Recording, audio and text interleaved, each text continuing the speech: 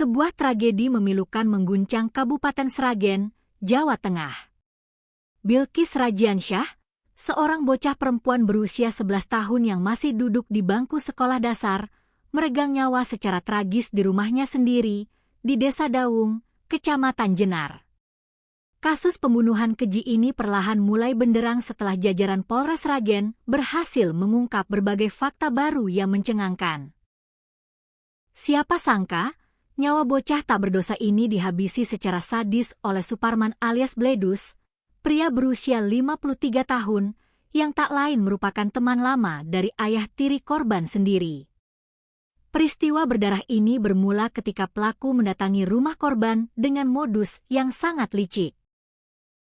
Dalam keterangan pers di Mapolres Sragen pada Kamis, 11 Juni 2026, Kapolres Sragen, AKBP Dwiana Syamsu Indiasari mengungkapkan bahwa pelaku awalnya datang berpura-pura ingin meminjam sebuah sabit milik orang tua Bilqis. Tanpa menaruh rasa curiga, korban yang saat itu berada di rumah memberikan izin dan meminjamkan sabit tersebut kepada pelaku. Malang tak dapat ditolak. Setelah memberikan sabit, Bilqis kemudian kembali ke tempat tidurnya yang berada di area ruang keluarga sekaligus ruang tamu. Saat korban tengah berbaring dan lengah, iblis di dalam diri Suparman bergejolak. Pelaku langsung menyerang Bilqis secara membabi buta menggunakan sabit yang baru saja dipinjamnya. Korban dihujani sabetan di bagian wajah hingga akhirnya mengembuskan napas terakhir di tempat kejadian. Usai memastikan korban tidak lagi bernyawa, pelaku segera melancarkan misi utamanya, yaitu menguasai harta benda korban. Suparman menyambar kunci sepeda motor Honda Vario yang tergeletak di atas meja, serta membawa kabur sebuah telepon genggam milik Bilqis. Pelaku kemudian langsung memacu sepeda motor tersebut melarikan diri ke arah daerah Sumberlawang, Sragen. Pelarian Suparman tidak berlangsung lama. Petunjuk penting dari rekaman kamera pengawas atau CCTV di sekitar lokasi menjadi kunci utama bagi kepolisian. Melalui analisis rekaman tersebut, polisi mendeteksi pergerakan mencurigakan pelaku.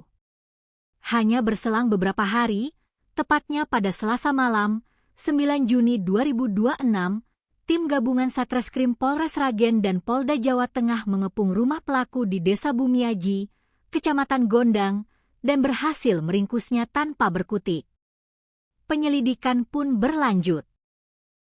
Pada Rabu pagi, 10 Juni 2026, Kepala Desa Dawung, Aris Sudaryanto, mengonfirmasi bahwa pelaku dibawa oleh petugas ke sekitar aliran Sungai Bengawan Solo untuk menunjukkan tempat pembuangan barang bukti. Di lokasi inilah, polisi menemukan 2 celana dan 1 baju yang digunakan pelaku saat beraksi. Dari rekaman CCTV, terungkap fakta bahwa pelaku hanya membutuhkan waktu 4 menit di lokasi tersebut untuk berganti pakaian demi menghilangkan jejak.